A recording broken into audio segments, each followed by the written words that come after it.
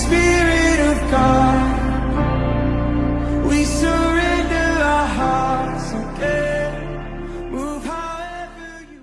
All right, Heavenly Father, I just want to thank you for allowing us to record this podcast and just to keep it going, Lord. And I just want to thank you for allowing Bryce to make it today and record on this Thursday afternoon, Lord. And I just want to thank you for allowing Texas State to give us the supplies to record these things and to just spread your word, Lord, through a podcast, through all the means necessary, Lord. And that's what our hearts inspire to do, Lord. I'm just glad that you've given us the opportunity to do this and allowing Texas State to give us this. And I'm so thankful for you and giving Bryce his story, give him the courage to share his story for us, Lord. And I just want to thank you for that, Lord. And I just ask that throughout this time together that we spend together, Lord, that you're in the room with us. And as he's sharing his story, that he doesn't miss any details or anything, Lord. And that every person that needs to hear his story, no matter if it's one, no matter if it's 200, no matter if it's 1,000 people, Lord, I just ask that his story be able to touch somebody and be able to motivate them and help them, Lord. And I just want to thank you for allowing my wife to take pictures and capture the moment together, Lord. And Lord, because that's just useful too, Lord. And I'm thankful for that so that we can show people what we're doing, Lord. And I'm so thankful that you've given us the opportunity to do so, Lord. And with that being said, Lord, I just want to once again, thank you for everything that you're doing for us. And thank you for everything that you're doing for me in my life. Thank you for everything that you're doing in Bryce's life. Thank you for everything that you're doing in my wife's life, Lord. And in Jesus' name I pray. Amen. Amen. All right. So we are back with a part 2, and we're just going to jump right in because he has a lot to tell us. He said he's been waiting. It has been months. It's been months. It's been like, long awaited parts. It has been a long waited part, but it's because I had to go over the summer. I had an internship. You guys know this. But like I said, we're going to jump right into it. So right where you left off, let's just go right back into it. I'll ask questions along the way, and you can give a little catch up of what's been going on and stuff like that. But yeah, let's go. So yeah, it's been a while since we did part 1. So if anybody has not read or not seen the part 1 video or the podcast video, I would highly suggest that before stepping into part 2, so that you can catch up on the details and everything. I was gonna start it off real quickly because I do have, like I said, a lot to say on part 2 and really going deeper now since in part 1 basically. I kind of set that part 1 podcast video as before Christ and what the things I was doing, things I was navigating through, what happened to my mom and her getting sick. And so now we're kind of moving down to part 2 now of kind of after Christ, after I kind of got saved, where the Lord was leading me in that moment. And just how I found this church and how I found just a family and friends and people that support me. And also what happened to my dad, since I did mention that both of my parents were sick. So now we're going to move on to that. Hey, let's get it. I'm so ready. But in this episode, I feel like I need to open up a lot in this episode, because this is going to be quite the something that has just been tugging on my heart. I need to just get it off my chest. Really, so it's even though part 1 was, quite a lot too, but this is going to be even. Y'all better be ready. More. Get ready for a storm, man. So let's get right to it. So I guess I think when we where we left off at part 1, I think it was kind of towards the end was where we left off at Jesus saving me in my own room, right? How he came into my room and just how. He started answering every single question that I asked him in the Bible, and he was just really just there for me in that very lonely moment and very just that tough time that I was going through. That how in my last episode, Jesus gave me 4 promises if I picked up my cross and followed him. Right. And the 4 promises was pretty much that he would, help me find a home, which is a church. The second one, that he would give me a second family that I can learn from and to be a part of. And the third promise was that he was going to give me friends that was going to help me and support me along the way. And the fourth promise is that he was going to heal my heart from what was broken within me. Right. Those 4 promises, and that was when I truly picked up my cross and I believed in him. I told Jesus, I was like, I believe in you, that these promises are going to come true. That I'm just going to strictly, truly, fully follow you, Lord, and where you're going to take me, and that I'm not going to stray away from you at all.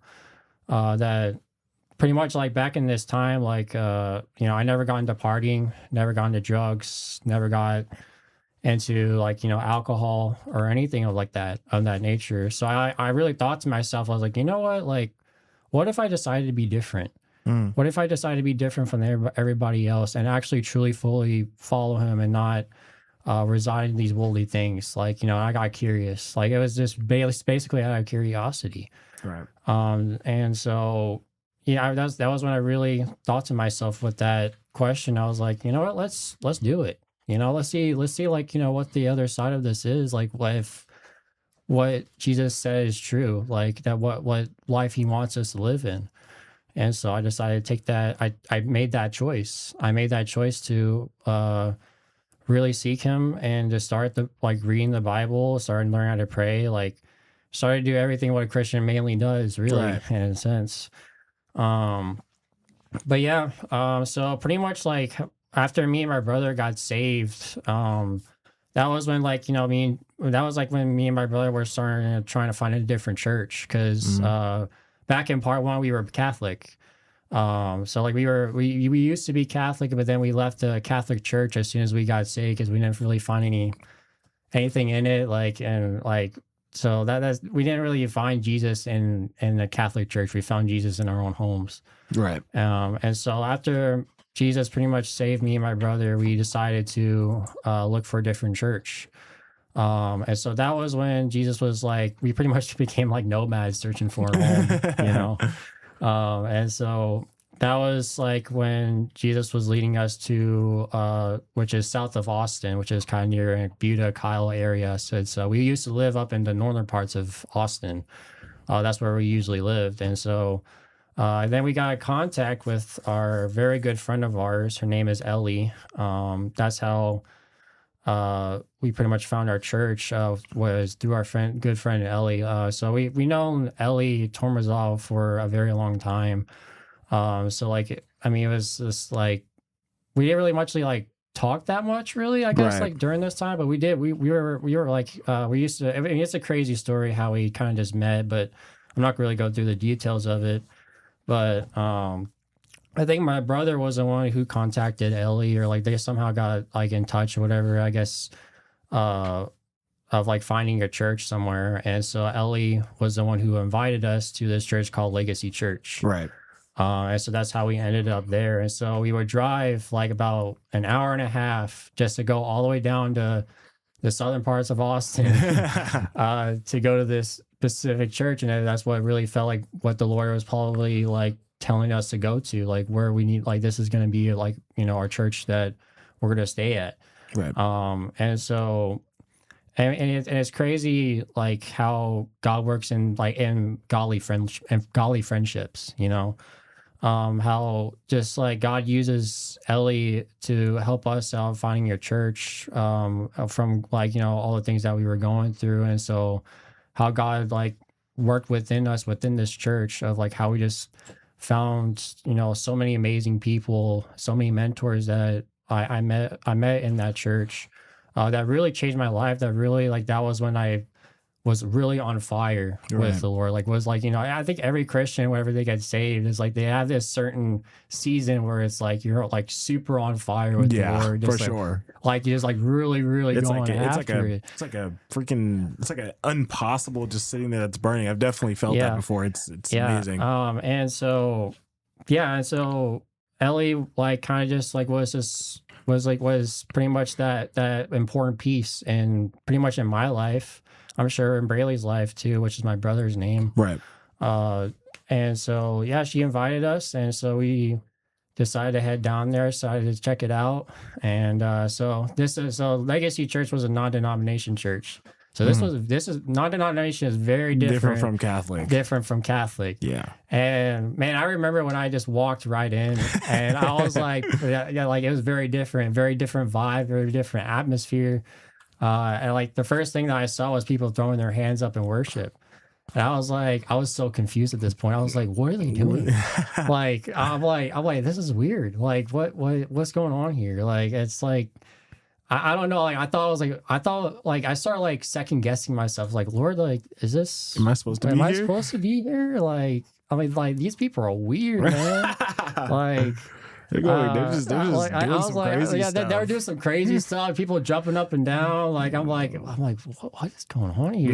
Like, so unorganized. Because Catholic, it's like very like traditional, very like serious type of thing. But everybody's like kind of like, and the Legacy Church, like it was very, very different. And so like, so I mean, we just started listening to the worship songs and started just like, listening to Pastor Doug's service. So Pastor Doug was the one who ran Legacy Church in Buda, Texas. This was the church like before Vertical Chapel, where we all. Side note to catch you guys up that Legacy Church, before Vertical Chapel was a thing, there was a church called Legacy Church, and like it's basically the like Vertical Chapel is now the successor of Legacy Church, and then Pastor Doug, who's currently a pastor at Vertical Chapel, but he's not the lead pastor. That is Pastor Sean.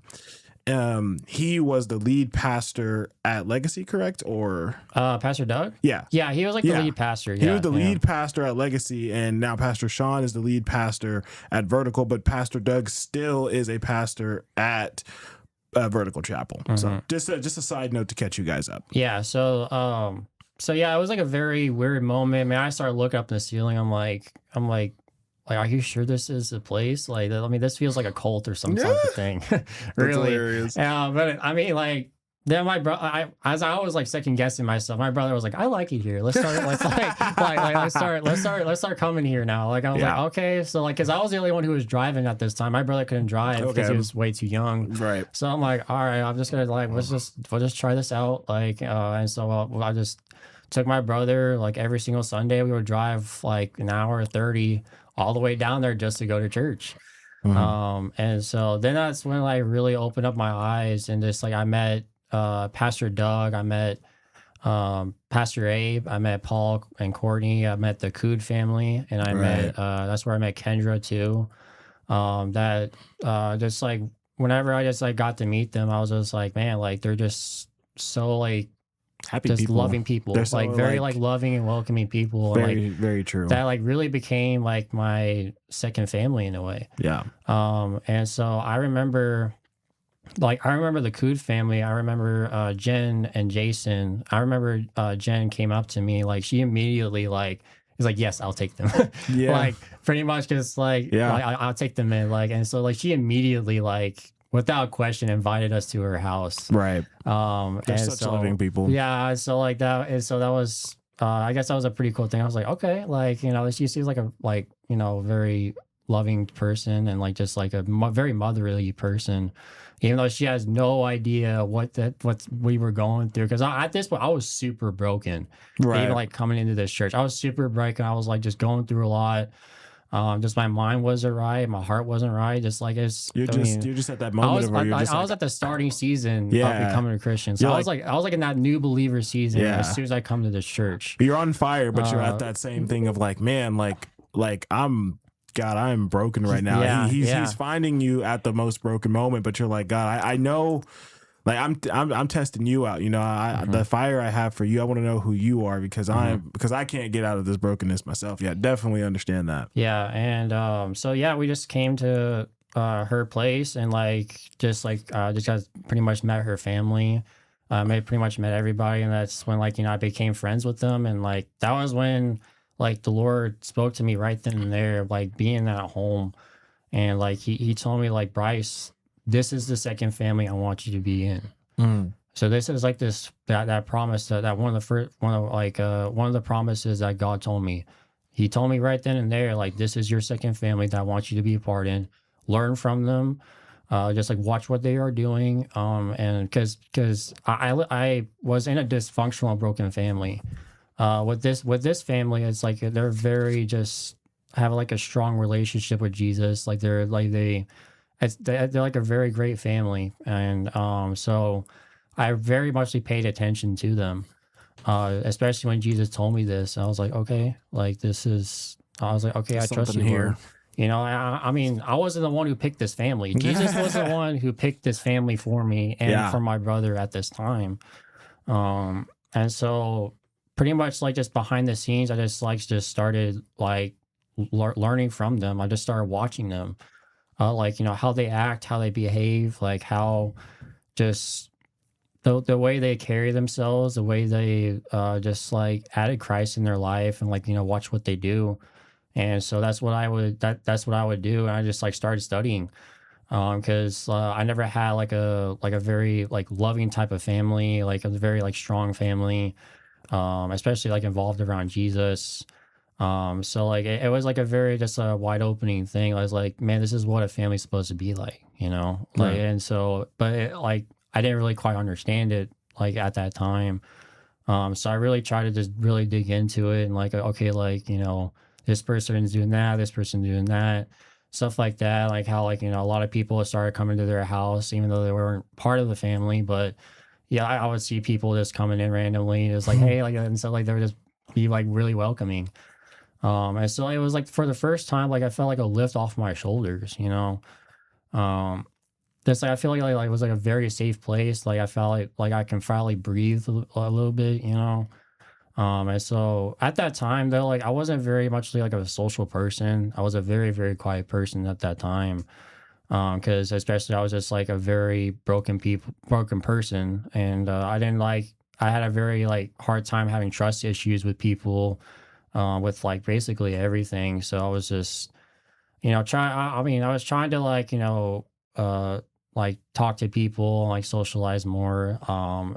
But it was just very hard for me at that time because I was just such a broken person.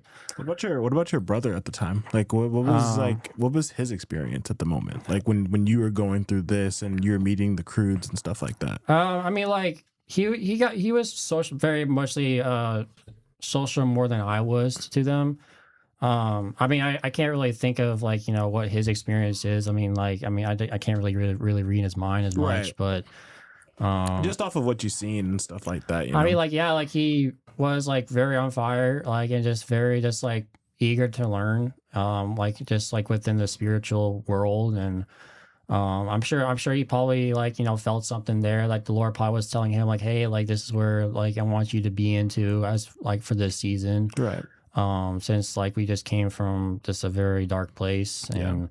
And yeah, and so like it's just pretty much Jen was just pretty much became my like spiritual mother, and Jason became my spiritual father in a way, since I didn't really have muchly parents, very much, with my mom being emotionally abusive and very mentally ill, messed up in the head. And then my dad like eventually started getting sick too. And but it was like for the first time, like I felt like a very motherly love, like very loved by a mother, that I never felt before, and like that just really changed me, and like just really just warmed my heart like so much, that I couldn't really much like thank them for that.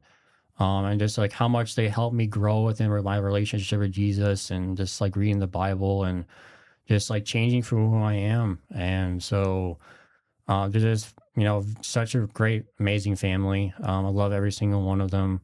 And so, I mean, like I said before, like it's crazy how just God just uses godly friendships between like me and Ellie, just of how just inviting somebody to church, man, can change someone's life, literally. Um, and so, and like kind of how, uh, I guess like how God used like Ellie's life, like for my family to like be a stepping stone for her life of seeking out her husband too. Because this was back then, I think Ellie's family used to live in Washington, I think. Mm. And so, kind of the backstory of that is that my family met her family at an RV resort in Texas. And so they were kind of like thinking about like I think moving somewhere or moving to Texas and stuff. And so my family kind of, at least my parents, kind of convinced them to move down to Texas. And so that's how they kind of moved down to Texas. And so And that's how like became very great friends and stuff, and for a very very long time. But yeah, it's like how it's crazy how like God uses my family for a stepping stone for Ellie's life, to go like find her husband one day, and eventually Ellie found her husband in Texas. And so that's kind of Cool how peoples, they cool peeps. and that's how they got together, and they have a very just amazing marriage, and like they have a kid now. It's crazy like just Crazy. how God uses that in wonderful ways, and how just God uses Ellie for me and my brother's life of just like growing a relationship in Jesus, finding a home, finding a family, friends, like really everything. And that's like I said, is like it's very powerful like that to just really just invite somebody to church, man.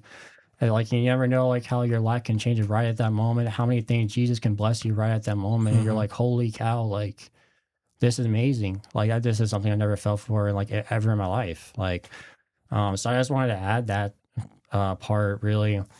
Um but yeah, the Coon family was a very huge part of my faith journey.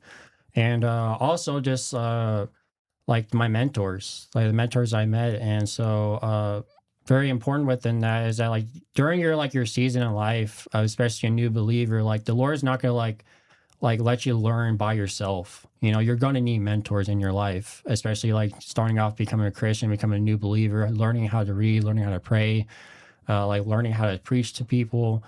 Like the Lord's gonna like send you mentors in your life for you to learn from.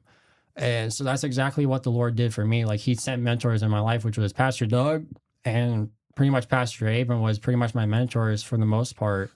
And then eventually later on, pretty much I'm adding Pastor John now as my mentor, and that he's been like a great addition to my mentorship of just like like learning from them, asking questions, asking for advice, and like now each like mentor of mine plays a very important role in my life. Right. So as Pastor Doug, like he's a mentor of knowledge to me. So Mm. like every time like I start reading the Bible or start asking like questions about the Bible or a certain context, I would always call up Pastor Doug like, hey, like what does this actually mean? So in case I don't twist this verse up or something like that, or in case I like misread it or something, I'll always go to Pastor Doug every single time.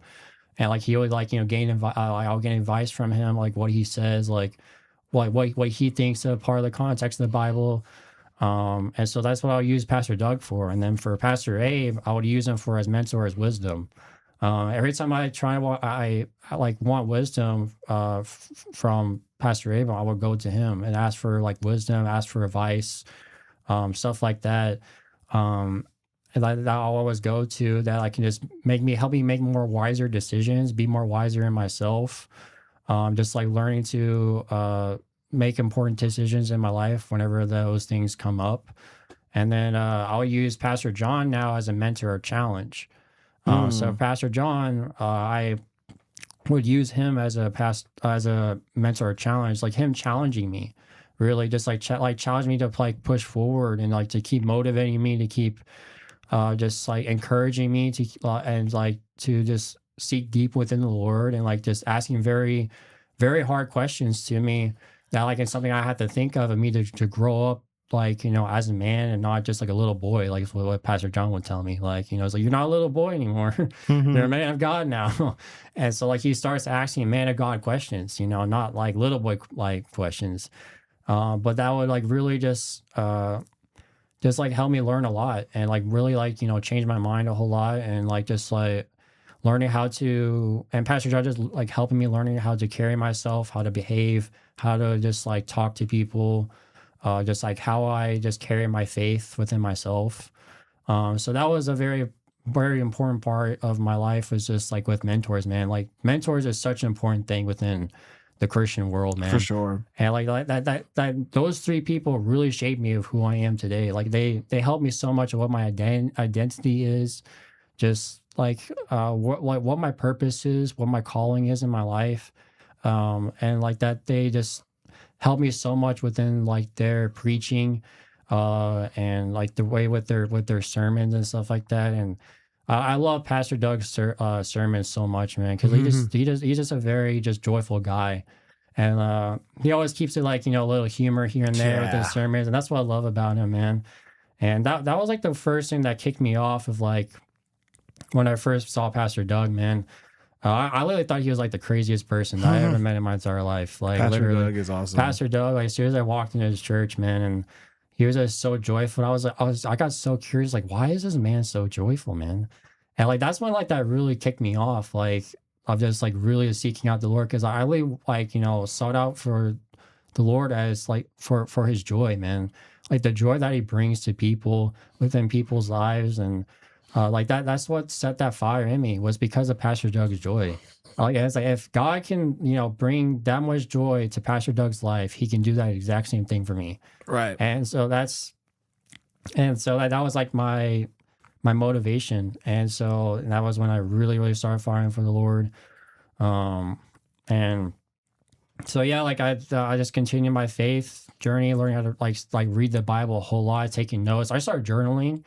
I think like journaling is like such a like very good tactic, really, just like to learn the Bible and to read what you're reading what the Holy Spirit in you is like telling you to write down, and like you got the you reflecting yourself, like, okay, like how can I apply this to my life and then also help others too? I think the biggest question that I have there is like, just this is like, especially for a lot of new Christians and stuff like that, whenever it comes to the translation of the Bible, how did you go about picking it? How did you go about the one that spoke to you the most, the one that was most clear and stuff like that? Because not everyone reads the same one. I used to read the King James version and I loved it, but now I'm over reading the New International version. Yeah. And that's what I read now. So and I read that one now because now that one speaks a little more clear to me than the King James, but I go and check the King James and stuff like that, and I cross-translate sometimes. So that's for funny. you, That's funny that you say that, because I'm kind of like the same way. Like I started off reading NIV because I have very bad reading comprehension. So I have a learning disability.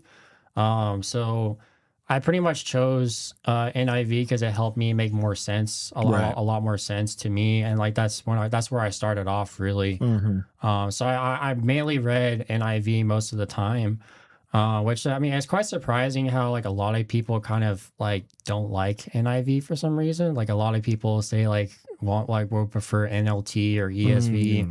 I mean, I honestly heard people just kind of like arguing over like, oh, like this version's way better. But I mean, like, I don't really like that though. Like what people are doing, like, because to me, I was like, I don't think it really matters like what type of translation like you're reading the Bible as. Like, I think it's like as long as that translation like means the most to me, like means the most to you, like that you understand it the most, then read just that translation. Right. Like that's what I believe. But for some reason, like people are like picking sides or whatever, picking certain factions or whatever. Like I'm like, dude, it doesn't matter. I was never like, along that boat, but I was just like, because like there are a lot of people, because there are different translations, especially when they're just coming in. They're like, oh man, like what do I read? Which one is this? And like just to say, like to bounce off what he is saying, all of the translations, it's still God's word. There's translations out there, like in China and other countries where they put their own stuff in there, but like the basic ones like NLV,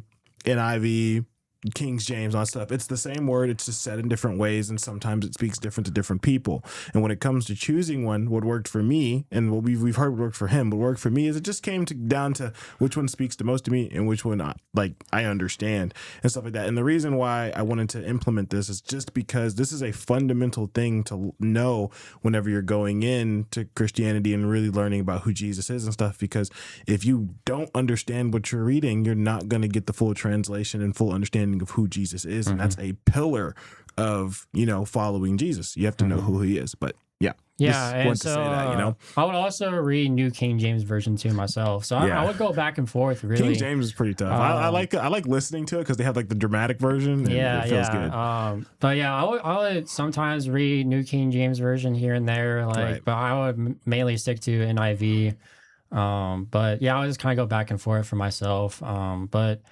That's what I mainly read. That I just took notes on in my journal. I'll go to coffee shops all the time, just like deep diving into just like the Bible and like taking notes of what the Holy Spirit is telling me to write down, and like what I think, and like, okay, is this true? Like, how can I apply this to myself? Or if I found something like that found something new that like, I never, that I really needed. Now I'm like asking certain questions, and certain questions are being answered within the context of the Bible. I'm like, oh, so like this is what I'm supposed to do, like, or like this is what it's talking about. That like I'm going through this right now, exactly. That maybe this person in the Bible is going through the same thing, and so then I can like relate to that. And it's like holy cow, like this person's going through it. Like how God just changed that person's life or helped that person's life in the Bible. Like, and now God's you doing that the same thing to me.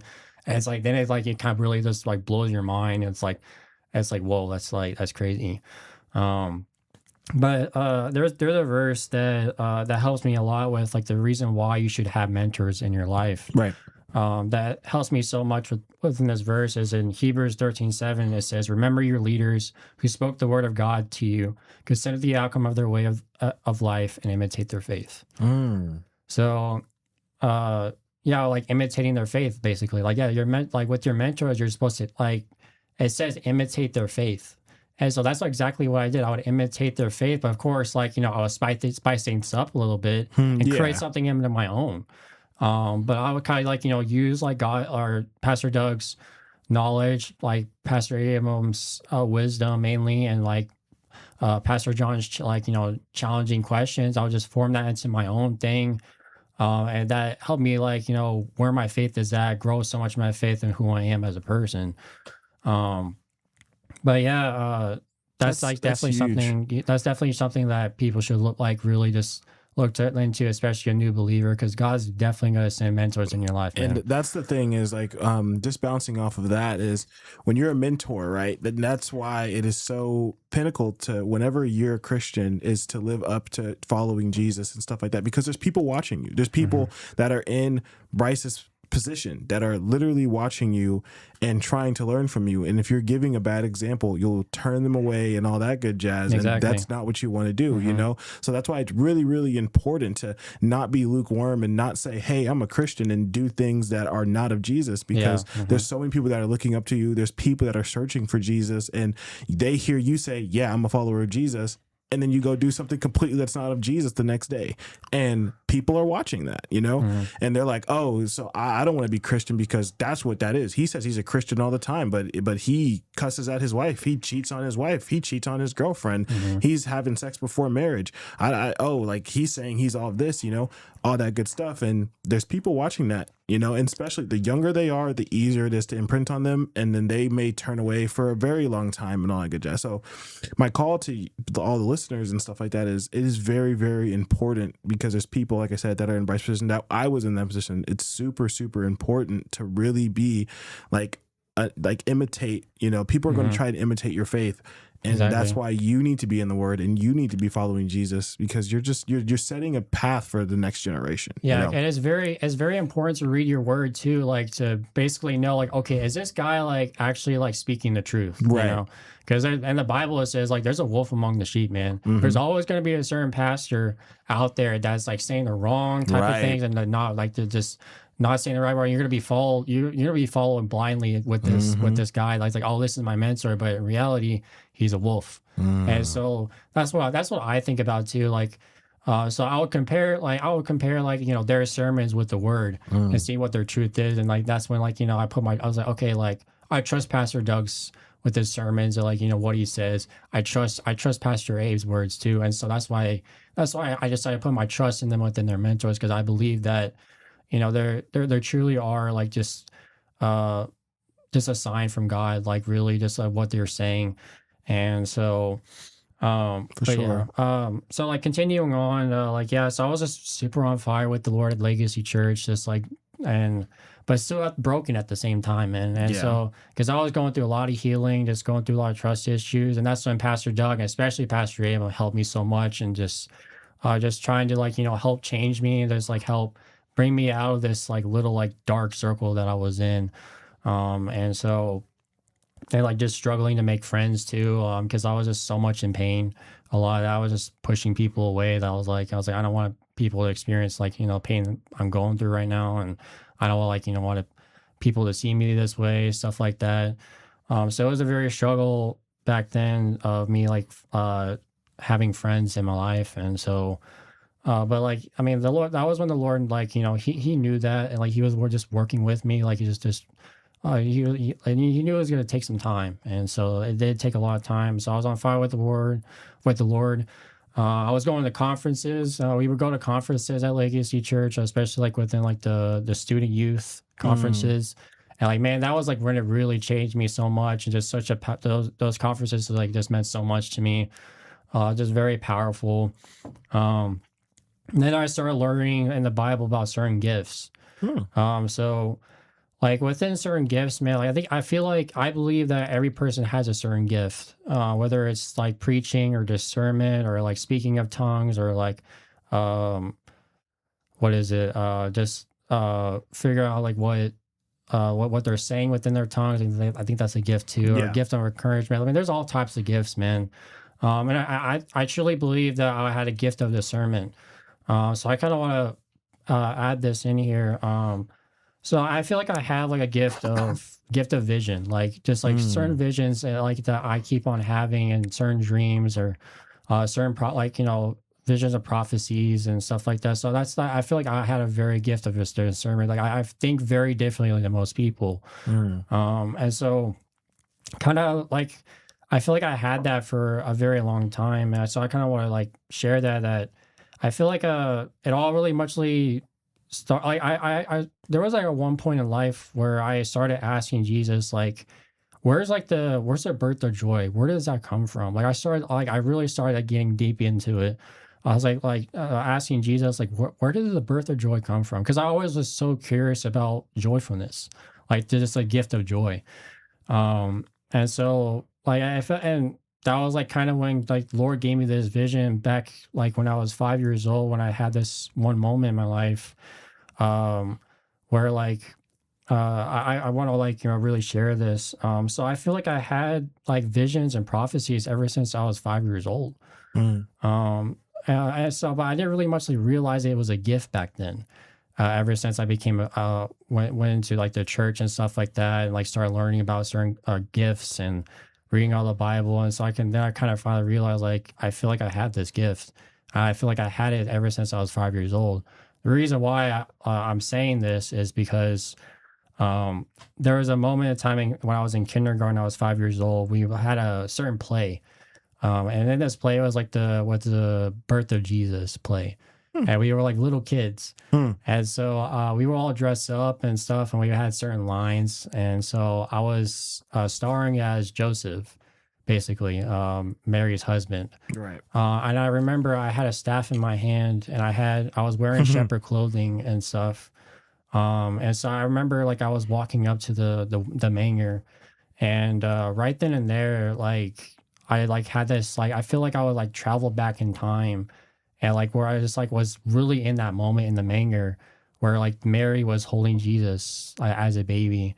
And for some reason, like I feel like I felt every single emotion that Joseph felt in that moment. I've like saw everything that Joseph saw in my eyes. And I remember like everything about it, like even like till this day. And I was 5 years old, man.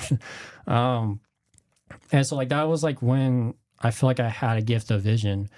And like in that moment, like that's when like Jesus finally like, answered that question where the birth of joy came from, and that was when Jesus was born into Mm. the world.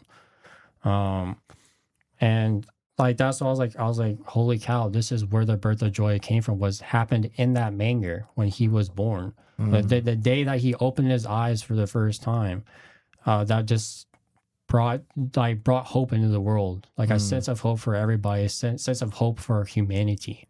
Mm. Um, and so there was this quote that I wrote down.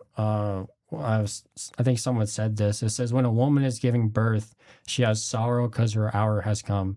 And when she has delivered the baby, she no longer remembers the anguish, but replaced by joy that a human being is brought into the world." Mm. Um, and so that was just like that's when I finally like figured it out. Like this is where the birth of joy came from. And so, but the thing is, back then when I was like, I was having rapid visions a lot when I was a little kid, but I didn't understand. I didn't speak it like to anybody about this at all. I always kept this to myself because first of all, I thought I was freaking going crazy.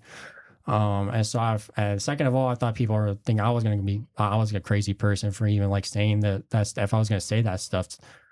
So I very much like kept to myself. But as I grow older, my vision started like slowing down a whole lot, and then it started becoming more like just not as frequent anymore.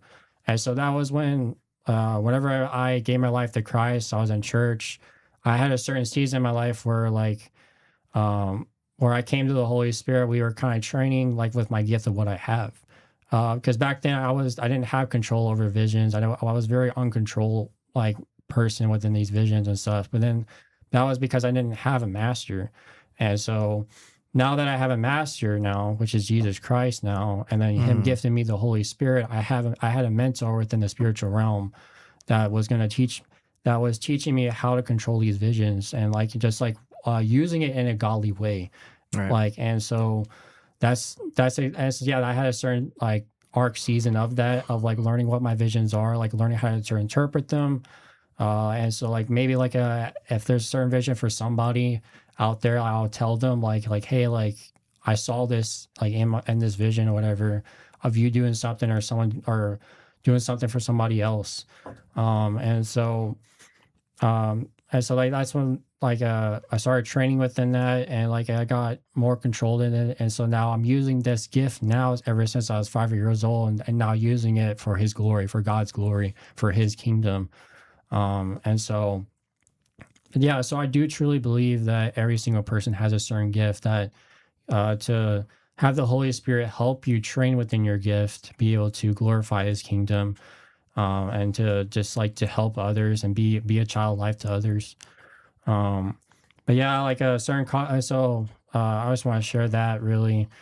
And so then moving on, so yeah, after like just on fire with the Lord, like I've just started kind of healing, started getting friends a little bit, started getting out of my comfort zone.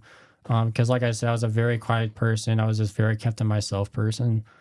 And then like at one conference, I had another vision in this youth conference that led me to baptism. Now I'm not going to really explain what the vision is. I'm going to keep that to myself. But this very much the drastic vision that I had within the worship conference just really changed me. And so then I asked Abe just like to help me interpret this, like what is this saying? And Pastor Abe was like, bro, like I think you need to get baptized, bro. Like I think this is what it's saying. And so that was when I led to baptism. Like went to led to baptism, and so I signed up for the baptism at Vertical Chapel.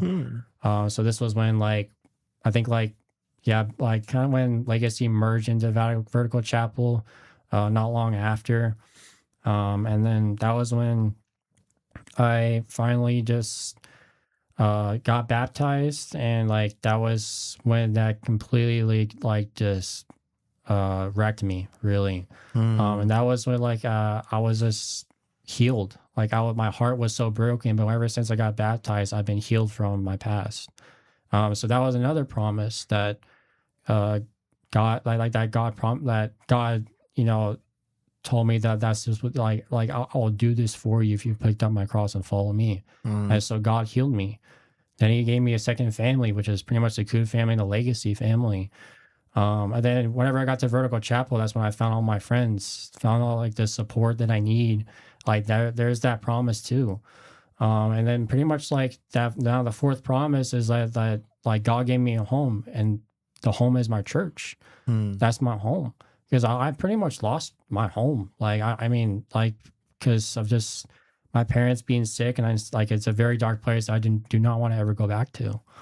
And so that was just like the most pinnacle moment in my entire life, was when I got baptized. God finally got healed.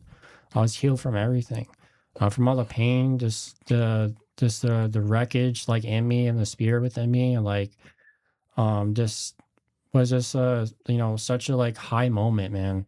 Right. And like man, I feel like I finally was just free from the pain and suffering that I was going through. Like I feel like things were gonna get better. I was just like I was like at the highest mountain at this point. And then but the thing is, not long after, my dad who like took me and my brother to a restaurant, and he would that was when um it was very hard for him to save, and that was when he announced that he has stage 4 cancer. So Mm. I got baptized in December. I don't know what year exactly, but after that, it was in January, like the start of January was when my dad announced that he got diagnosed with stage 4 cancer. So I was literally like at this pinnacle moment in my Mm. entire life. I was at the highest mountain. And then literally not long after, like I thought I was free from pain and suffering. Not long after, everything shot down real quick when Mm. my dad announced that he got stage 4 cancer. And like that was when I was like, oh my, like I was like, dude, bro, I was so close. Like I was so Mm. close to being like, just free from all this, like, that I can finally be myself, like be more joyful, like stuff like that, like be more like upbeat. And I didn't get that, man. And like I was like, bro, you gotta be kidding me. Like now we have to go through even more pain and suffering. Mm. Um, Especially with like my mom, and now my dad's now falling apart now. Like, I mean, I was just like, why? Like, and that's the thing is like I was at the highest moment, like highest peak in the mountain, man, and I fell.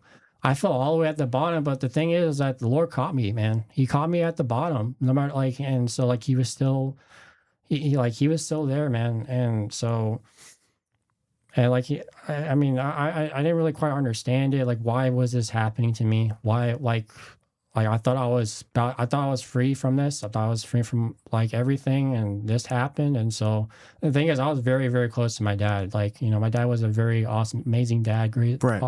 like awesome dad, and him like, saying that, like that was very hard for him to say. Like, it's like, oh no, like stage 4 cancer, that's really bad, man. Not a lot of people make it out of stage 4 cancer. Yeah.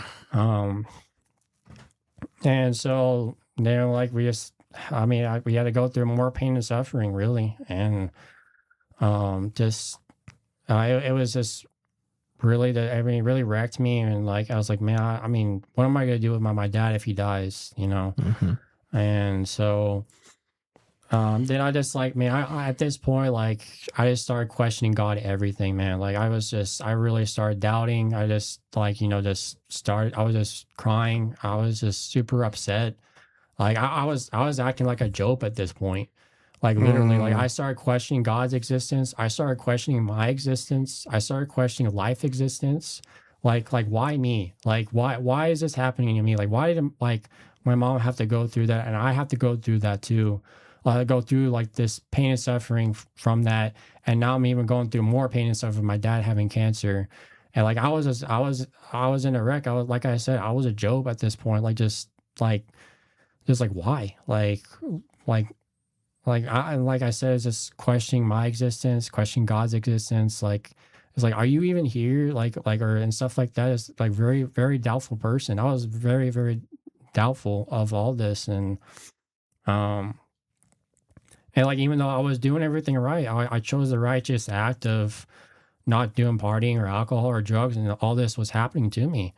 And I was like, I mean, I thought I was doing the right thing. I thought I was doing the righteous act, and yet I'm still going through this pain and suffering, and kind of like the way that Job did too. Like and the Bible like it says Job was righteous and blameless. It said that in the start of Job. And I feel like I was the exact same person. I was righteous and I can confidently say this. I was righteous and blameless, but yeah, I was going through absolute hell. And like just like Job was going through absolute hell. Um and I bet you reading the story of Job was different yeah. for you now. So I mean like I said, I was a Job. Like that's pretty much my testimony is in a way. But now I'm not saying that I was exactly like Job. I mean, Job had a whole lot 100 times worse than I had it, but I can tell you like I was very, very close to it. Um, and I was just really in a wreck, and that was when I really had to grow up. Really had to like, really had to man up and grow up, and just grow up very, very fast, and just like learning how to take care of myself, take care of my own responsibilities, in such ways like take care of my brother, watch over my parent, at least watch over my parents. We were very lucky that um my mom and my dad didn't get sick simultaneously. We were very lucky that my mom recovered during this time when my dad got diagnosed with cancer. So, because if they both would have gotten sick simultaneously, we would have had to take care of them. We would have had to change the ileostomy bags in my mom, and just going to the store, like whatever they need to, like whatever food they need, and I mean, and stuff like that. Um, but we were very fortunate that we didn't really get. I was watching them though. I was pretty much a watcher, so that was what I had to do, is just like watch both of them in case something happens or something, like they pass out or something, or um which in one case, like my mom did pass out one time where my dad wasn't there, um and so she had a seizure, and so her head busted open, and Mm. so that was very traumatizing moment that me and my brother were the only ones there. And my dad wasn't there. So that was really tough moment. That really shook us. And then, but yeah, and so ever since my dad got diagnosed with cancer, I didn't see him for a while because I think during this time I was living somewhere else. I think I was living with my sister and somewhere else, I think. So I haven't seen my dad in 4 months or so from since January. And then ever since I got back, man, like that's when it hit me, when my dad lost a lot of weight. And he got very, very skinny, and to the point where I didn't recognize him anymore. It was that bad. And it was really, it was really just cause man, is this really my dad? Yeah. Um, and but yeah, and sure enough, it was. And I mean, he was dropping weight very quickly. Um, and so that's when, his cancer was getting spreading through his liver and stuff like that. I think it started in the pancreas, I think. It was a very rare type of cancer. So, no one, there was really no doctors to really treat it very well. There wasn't much studies on it. So there was not much of a slight chance. Of him making it, because I think he was when he was healthy, he was 220 pounds or whatever, and he dropped to 115 to 120 pounds within 4 months, 4 to 5 months. He That's a was lot. he was skinnier than I am, and I'm pretty skinny. People that know me. But yeah, it was bad, man. He started throwing up a lot. I think my mom said that he at one point fell down the stairs. He was super weak. Yeah. And it's very hard to see a parent like that, very, very weak. Yeah. And just how this scene that because the father is supposed to be strong for you. He's supposed to lead, supposed to guide you, and and not seeing that is just him falling apart, and his mind's going everywhere. And so and that was very tough moment. And that was when I really sought refuge in the Lord, and just wanting to be safe in his presence, that he was going to take care of me and my brother, and just me, like I said, having to grow up a lot.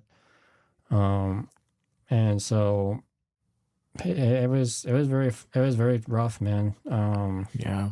I can see that, man. But yeah, and just I didn't understand it, and I didn't understand it because my dad wasn't the one who deserved this. He was a great dad, he was an amazing dad, yet uh he got cancer, and that's why I was still being a Job at this point. I was like, why did my dad deserve this? He didn't deserve any of this. Even though he was taking a lot of emotional abuse over my mom and trying to be that barrier between me and my mom, and him happening to him now, it's man, I guess Satan really hates me and my brother for some reason, man. I guess Satan couldn't take it down my mom because Jesus saved my mother's life, and then I guess he went after my dad. And man, so yeah, I was just an emotional wreck. Just super down, super just going through a lot. And I mean, I remember this verse in Job. It's like, like, hey, like, did you see like where I created the heavens and the earth? Like that one verse, like where were you when I created the heavens and the earth? I don't know exactly what chapter that is in the Job and It's the towards the end, but yeah. I don't remember I exactly don't which I know one. I don't really exactly know word for word, but I mean I'm sure people are very familiar with that. And like I remember when Jesus told me that verse, I was like, yeah, you're right. Like I wasn't there when you created the heavens and the earth and you created the stars and created the oceans. Like because I was when like Jesus or God told Job that verse too, exactly at that moment. Like, like was it where were you? You weren't there when I created the heavens and the earth. And I guess that really shaped Job's mind too and His himself, perspective. his perspective. And that's when I changed my perspective too. And so I guess I had to just sit there patiently, just waiting, just going through it, through a lot of pain and suffering. So yeah, it was tough, man. And but yeah, and so it got to the point where uh like my dad, I got to the point where like my dad was so sick, like that I guess his treatments didn't work at all. It started failing. And so that was when I guess pretty much, I mean, I think he fought like this cancer for a year and a half, I think. And that's quite a long time to live for someone who has stage 4 cancer. Like he was Yeah. fighting for that long, ever since he got diagnosed with it. Um, and but like, yeah, my dad, he didn't give up at all, man. And just and like I mean, Jesus was with us through the entire time, and like he was gonna like he was taking care of us in a way, and he knew he understood like what we were going through, and like I'm sure like Jesus himself was very heartbroken over this. Um, but I mean, I decided to just trust Jesus and all this. I was like, if you can save my mother's life, then I know you can save my father's life, because we saw what God did to my mother's life, and like he saved her. So I'm sure like, God can save my dad's life, and that's what I thought. Um, and then like eventually, I guess like things didn't work out, and eventually like I got a call that he was gonna be in hospice. So what that means when being in hospice, it means that that person's gonna pass away. Um, that there's only a matter of time before he passes away. And so I got that call and I was like, oh no, it's like I was waiting for this to happen. I think we were all like pretty much in my family and other family members, like we were like kind of preparing for ourselves, really waiting for this to happen because things were working out. My dad just started not being himself at one point. Um, he was like, going through like the stages of like or stages of death or whatever. I don't know. There's like certain stages or whatever when someone's dying, something like that. But like, it started to the point where my dad wasn't himself anymore. His pride and his anger took the best of him. Um, and like that's what changed him. I mean, to be honest, I pretty much lost my dad before he even passed away. Mm. And because of his pride and his anger, like he pushed everybody away. He was pushing everybody away, thinking that he can take cancer on by himself. That like he was gonna like do everything by himself, like he didn't need help at all. Which was a very big mistake that he made. That like that his entire like his side of the family, like they're all doctors and like nurses and stuff like that. Like my dad's side of the family is very smart with it, but I guess he didn't want help at all, and he didn't listen to anybody's advice, and his pride and anger took the best of him. And what I'm saying is like, that's when I finally learned like pride and anger can kill a man's soul, Mm. literally. That's when I learned right then and there.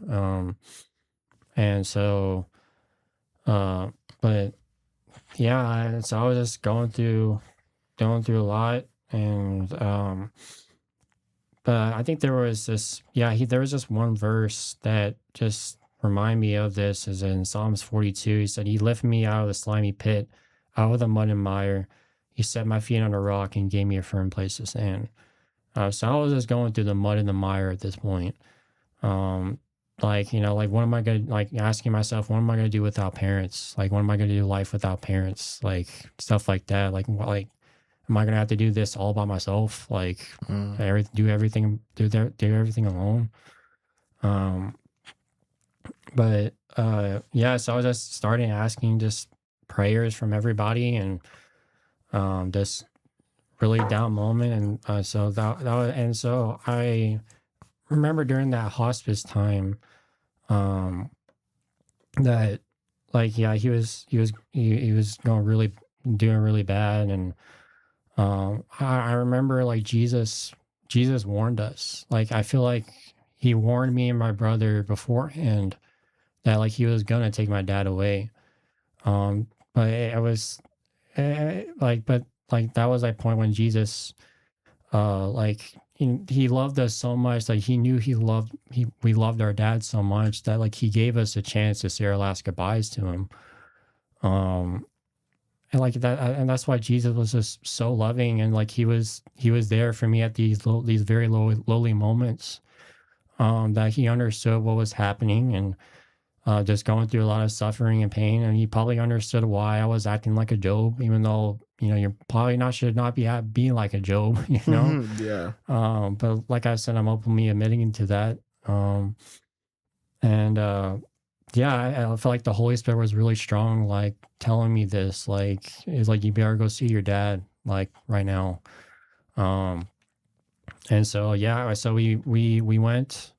I went to go visit my dad to go see him one last time. I think like I was about to go on a trip to New Orleans, I think for 2 weeks, so I wasn't gonna see him for a while. Mm. But I kind of treated that moment that day like I was like it was if it was my last, Mm. because you never know like when hospice, like you never know when he's gonna pass away, or you never know like it could be a day, it could be 5 days, it could be a week, maybe a month. It's very unpredictable. Right. You don't know that. And so I was like, and so the Lord was telling me to go see my dad see my dad, and so that's when I went. And so surprisingly, my brother happened to be there right at the same time. Mm.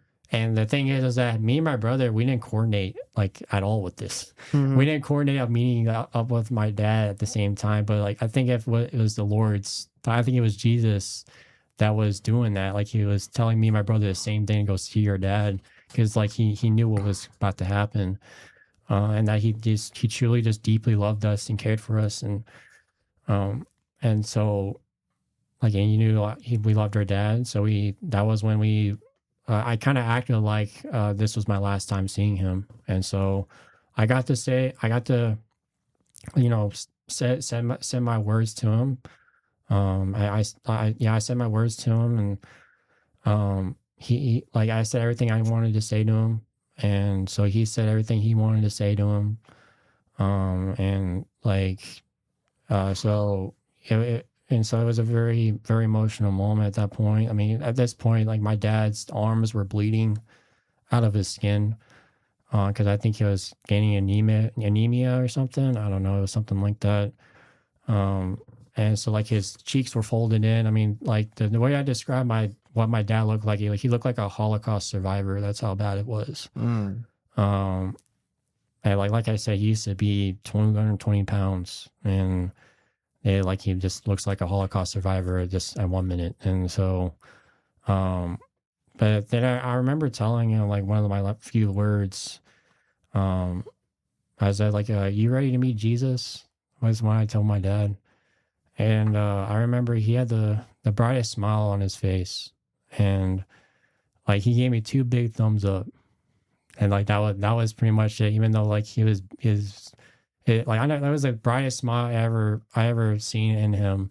Even though he looked like absolute just Mm. horrible, like just like I was just like his body disfiguration and everything, his cheeks folded in, like. And he still gained a smile on his face whenever he heard his name, heard that name Jesus. And that's when I learned something right then and there, is that like even through the suffering, like he can make people smile just by saying his name, you know. Um, and so like even though he was bleeding out of his arms, and I was like, man, like I guess he really loved Jesus, you know, and so I guess he really do believed in him, um, and yeah, so like he just pretty much just told me like, just don't give up on yourself. Like if you're set out to wanting to do something, then go after it. And just and like yeah, just like he just said, just keep going. You know, he didn't give up. He was even saying like he was like, oh, you never know, I can turn back from this. You know, I mean, he didn't give up. Like he never gave up to the very end, to the brick of his bones. And that's what I learned something too, is that you do not give up on your life all the way until all the way down to your brick of your bones, man. Um, and it's all of the people out there, man. Just don't give up on your life, man. Like it's um, you just keep seeking God. Just like keep praying, prayer, petition, man. Just keep like just like have that some sort of encouragement. Because like there's many of us out there, man. They're like we're all going through something. We're all going through the same things, and we don't speak about it, you know. Um, and so then later on, I mean, like pretty much after that, man. 2 days afterwards, I think it was on a Tuesday. 2 days afterwards, I was at my dad's work. I was working at the same place as he was. Then I got that call, and um, they told me that my dad passed away, and um, so that was, and I remember that moment when I got that call, man. And man, like the way that I would describe it of losing a parent, like it hits you like a train, man. Like you get hit. It feels like you got hit by a train, and like everything like falls like to your knees, like without control. Um, and like so like I don't really know really much to describe it, man, but that was very deep. Like just everything, your heart drops, everything, and um, but yeah, and so I immediately went. I remember like I took off work early. I immediately went to my parents' home because his hospice was at our own home. He wasn't somewhere else. He was in his own. The hospice happened in our own home. Um, and yeah, I remember like just walking in and just seeing all the paramedics and like everybody corners. All like my mom, my brother's girlfriend at the time, and like some of my dad's siblings were there. Just like I remember just seeing their eyes of grief, like just like and I was very late to the party, because I didn't like I think he passed away like 7 a.m. or something in the morning.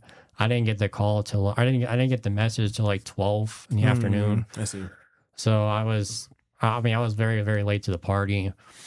And so I remember I stepped in, and I remember I remember looking at the couch, and there was a blanket over my dad's head.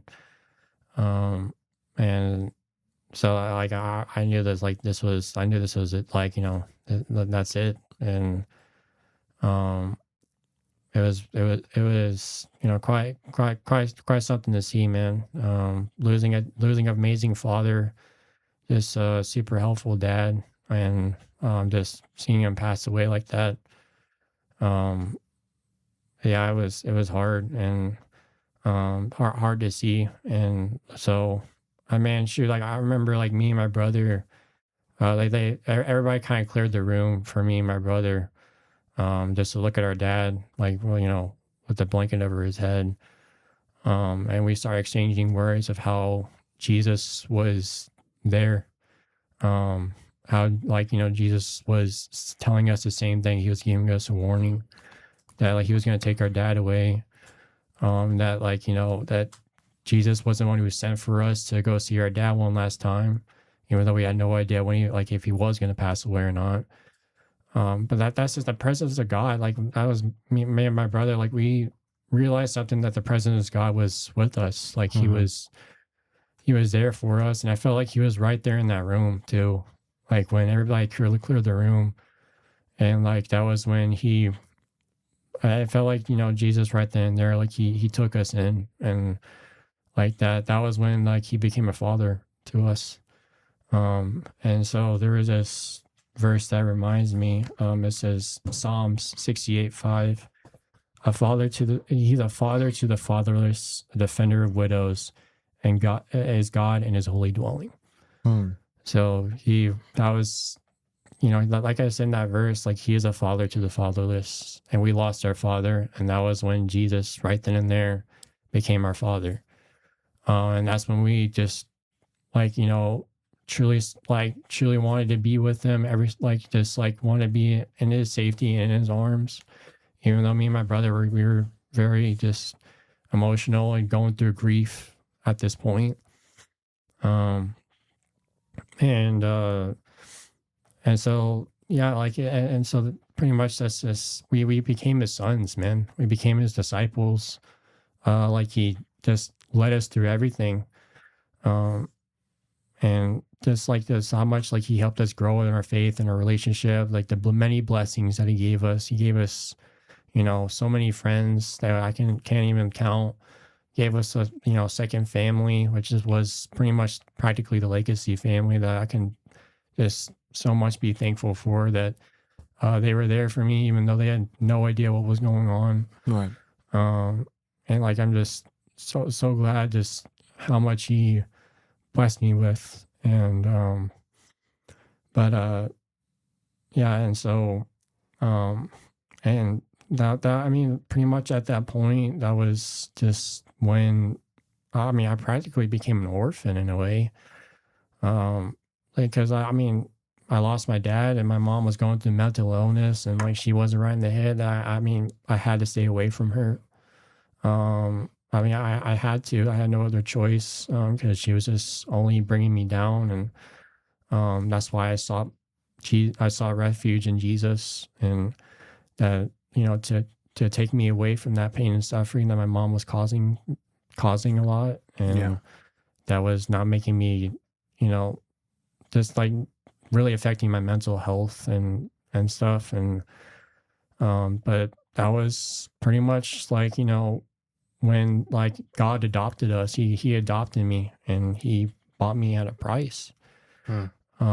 In 1 Corinthians 6, it says, "You are bought at a price, therefore honor God with your bodies." Like God adopted me, and he bought me at a price, and I was like, I'll take you. Like I bought you for a price. I'll take you in. You're my son. You're I'll be a father to you for the rest of your life. And that's why I'm grow so much closer to Jesus, and just very, very like a deep person.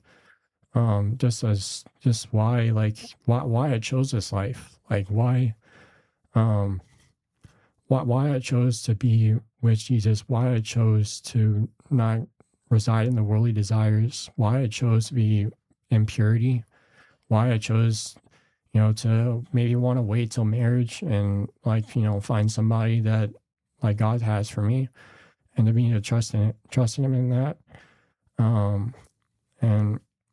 And so like that's why I truly love him, man. And, That's a lot.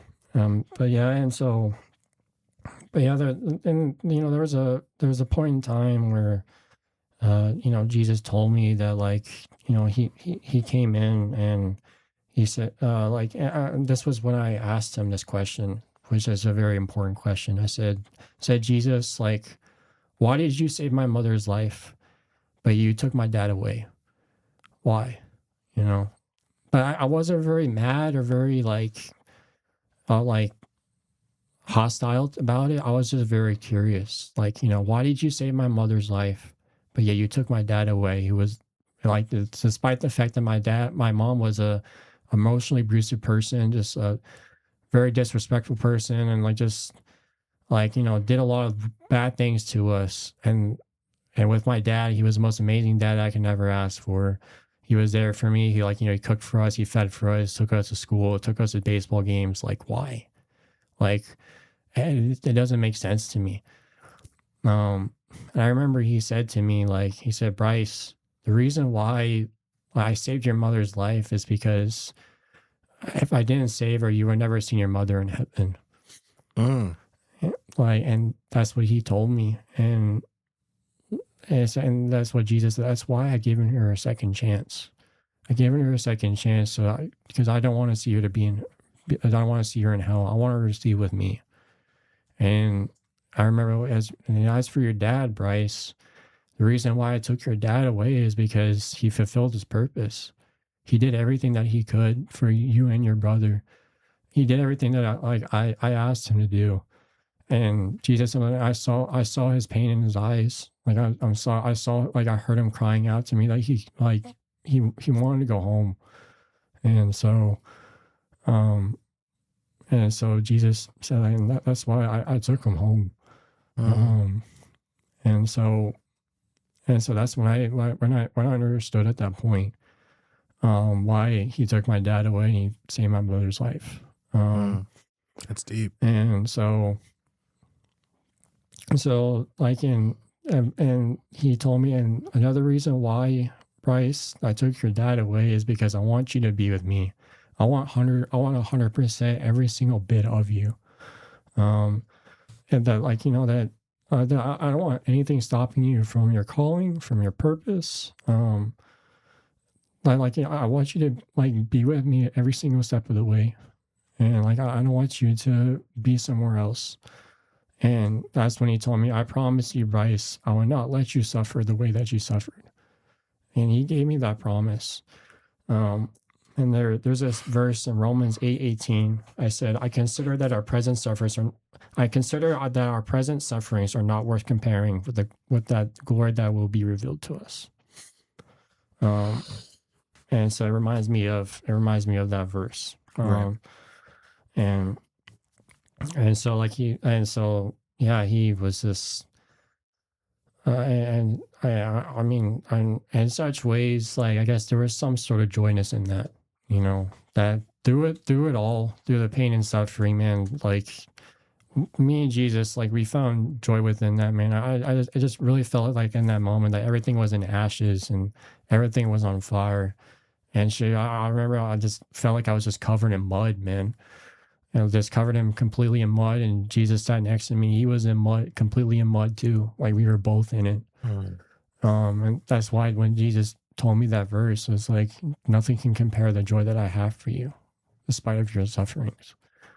And that's when I finally understood what joy means within chapter James, the book of James. It says to have joy in the midst of your sufferings. That's when I understood it. And so I just told Jesus, what's gonna happen now? What's next? Yeah, what's next? What's gonna now that I don't have parents anymore, pretty much. And that now that you have all of me, and what's gonna happen next? And I remember Jesus told me he was well, there is another reason I haven't told you this yet. And I said, what is that reason? And he told me, it's time that you are now ready. And I said, ready for what? And he said, for every father is a king within his own household. So what does a king do when he passes away? And I said, what? And he said, he gives his crown to his heir, and his heir becomes a king. And that's a lot of weight. And that was, really struck a fire in me, But now the thing is that Jesus did not mean that literally. He meant that metaphorically. That Jesus built me into a leader for a reason. And that I was going to be the leader of my own life that my parents once had control over. That that I was going to set my own, set out for my own destiny within his calling, within his purpose, and for his glory and his kingdom. And that's that. That what sets a fire in me, like I said, and that I was meant to be a leader. That all through all this time, that like he was building something in me through all this this ache, this pain, this suffering, this grief. Like I went through everything, man. I was a joke, man, because I once lost everything in myself. But when I turned my face to God, God gave me everything, gave me twice as much as what I had. And so, and yeah, God did give me twice as much as what I had, because I was losing everything, man. I was losing my parents, I was losing myself, and God turned that around, and he gave me the biggest blessings ever that I can ever ask for. And so, and so that's why I, let's do this together, Jesus, me and you. And so, even though, like, at that moment, pretty much set a bounty on my head, but that's okay, man, because, Satan thought he had me cooked, man, but I remember at that moment that, like, the one mistake that Satan made, man, was that, like, he forgot to turn the stove off, bro. And that was like when that changed me in that moment. That set a fire in me of just sheer determination and will, to carry my cross with him, to die, like to be willing to lay my life down for him. And because the thing is that, like, there's gonna be, like, some moment in time. Maybe people will go through it. Maybe people never will. But there is a point where you're gonna hit, like, there was a point in my life where I hit rock bottom. There's gonna be a point where some people will hit rock bottom, bro. But that's when you realize, when you hit that rock bottom, man, like, that's when you realize something, that life was never about you in the first place. Because once you pick up that cross that you can't carry, man, it's when you realize something, that Jesus is the only one to carry that cross off of you, to carry on his back, to carry on, like, through miles and miles on end, and shedding his blood behind him. And to be able to, put 3 nails in his body and to die the cross for you, on, like, of the many burdens that you were carrying. And he pretty much wiped away all your burdens, wiped away all your sins, and pretty much said, you are forgiven. And, like, and that's why I, carry my cross every single day. I try to pray every single day too. Because, I mean, like I said, I can't do it by myself. I may not be the strongest, I may not be the fastest, may not be the smartest, may not be the handsomest, but as long as I got faith in myself, at least I can take me somewhere in life, man. And then in closing of this, man, I mean, there's one thing that I want to say to everybody who is listening to this, man. I want to, like, tell you guys a story as to why I'm saying this and why I'm open this up to everybody, man. Because there is a story. It was after my dad's passing, and I happened to work at my dad's place at the same time. And I remember I got an email telling me, like, hey, like, they're gonna clean out my dad's office, pretty much. And so they were telling me, like, you can grab anything you can out of his office before we clean it out, in case he left anything. And I was like, okay. I saw their email. I got off at work at like 3 a.m. I think it was like 2 a.m., 3 a.m. at night. I was working 12-hour shifts at that time. I remember I walk over to his office, and so when I entered his office, just something hit me right there in that moment. There was only 2 things that were there in his office. Everything else was cleared out. One was his hoodie, and the other was a Bible sitting in the middle of his desk. That was the only thing that was there. And I remember I saw that Bible, and like like back in part 1, like I said before, I've never seen my dad read the Bible outside of church ever. I have never seen my dad read his Bible ever, and yet here I am there, sitting right there, seeing that Bible in the middle of his freaking desk. And like this is actually his Bible right here. I know a lot of people can't see this, but I have my dad's Bible right here on the desk. And it reminds me of something that I wish I knew where my dad's faith was. I wish I knew where my dad's relationship with Jesus was. I wish. But I'll never know to this day, man, what type of relationship my dad had with Jesus. I will never know to this day. But that Bible on the desk made you question it. Yeah, and it puts that down, and yeah, it makes me, exactly. And it made me realize, like, I guess my dad really was reading the Bible. I guess he really did have a relationship with Jesus. I guess he really did, truly, like, wanted it, truly, like, gave his life to him. And that's when, I realized, man, like, you gotta spread your faith out to others, man. Because the thing is, like, if you keep your faith in secrecy, man, people are never gonna know where your faith lies. People are never gonna know. And I'm not, like I said, I'm never gonna know where my dad's faith is. And that's why I came on here today to say this, like, to speak about my testimony, just to say that story right there, man. That, like, your faith can go so far, so much, man, and it can help someone's life, man.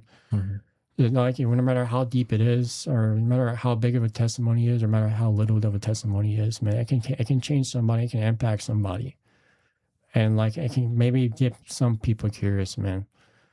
So I really encourage people who are listening to this, man, to really just spread the gospel, man. Because if you are truly a follower of Jesus, like how can you keep your faith in secrecy, man? How? It doesn't. I mean, Jesus did not call us to be in secrecy. He called us to be a light. He called us to be a child of light, to be a light to people in the midst of people's darknesses, like, to truly get to know him. That it's like, and it's so much far better, man, to be with him than to be with like an alcohol on the side of your desk or something like that. And that's all I have to say. So. Well, that was a very emotional episode. I want to thank you for just bringing that to everyone, bringing that to the light. The story was absolutely insane. You hear me ask a couple of questions, but if you see me in the room, I was just listening, because it is truly amazing to hear what God can do in people's lives. And whenever it comes to sharing the word or anything, and you're like, I don't know the Bible enough to talk about it, I don't know this and that, and all that type of stuff, that's just the devil getting in your head, because you sharing your testimony is enough to build somebody's faith up and enough to get somebody curious to save their life. Like, I don't know if you guys know, but there is a whole party in heaven. The kingdom rejoices when one person's life is saved, right? And you may not know the Bible at the back of your hand. You may not know that, but your testimony may be the seed that brings somebody's life to that party. Your testimony may do that. So that's my call to you guys that are listening, is for my people who want to share stories and they think that they can't, or they want to keep their faith silent. Like he said, don't do that. Share your faith. Be proud of what God has done in your life. Don't let the devil say, oh, you were this, oh, you were that, and you don't need to share that. People are going to judge you, and you're supposed to be Christian and X, Y, and Z. Don't let people tell you that. Be joyful that the things that you used to do, you don't do anymore. Share those things. That will give other people motivation. It will give other people to know the character of Jesus and who he is. Because the more people learn about Jesus, the more people learn about his character. Because in Bryce's story, you hear something that is so tragic, but then whenever you think about it from the perspective that he just said, whenever he said that, hey, his job was finished and he wanted to go home. Whenever you think about it like that, it's like, dang, like, Jesus, you're still there. You're still with me, even in my darkest moments, even my moments where I feel like I'm alone. Your voice can still be heard and louder than ever. So I want you guys to take that message away from this. And it's just so glorious. Do you have any last words? So my last words is, like, the thing is, man, I mean, with the thing is, like, I have every right to turn away from God. I have every single right to turn away from God, from the amount of hell that I went through, the pain and suffering, even though I was like living the righteous act, I could have easily turned away from God. I have every right to do so. But the thing is, like, I still chose him. I still chose him because he's all that I have. All I had left when everything was falling apart. And so it's just Jesus is just, he's alive. I can tell you that much. He's alive, and I'm sure there's certain things that like he makes decisions in your life that that may not make sense, but may not make sense. But in the end of it all, you eventually understand why he did that.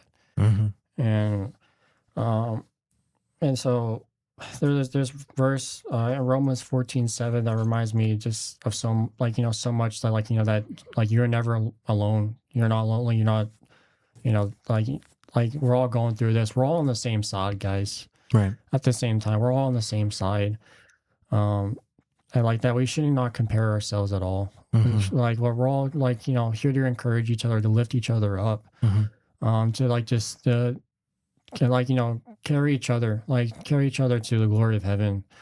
And so in Romans 14:7, it says, "For none of us live for ourselves alone, and none of us dies for ourselves alone. If we live for the Lord. If we die for the Lord." So whether we live or die, we belong to the Lord. And in Proverbs 16:4, the Lord works out everything to its proper end, even the wicked for a day of disaster. Man, those are some really, really deep verses. And with that being said, I'm going to pray us out, guys. And I really hope you enjoyed the episode. I really hope you enjoyed the lessons that were learned here. I enjoyed it.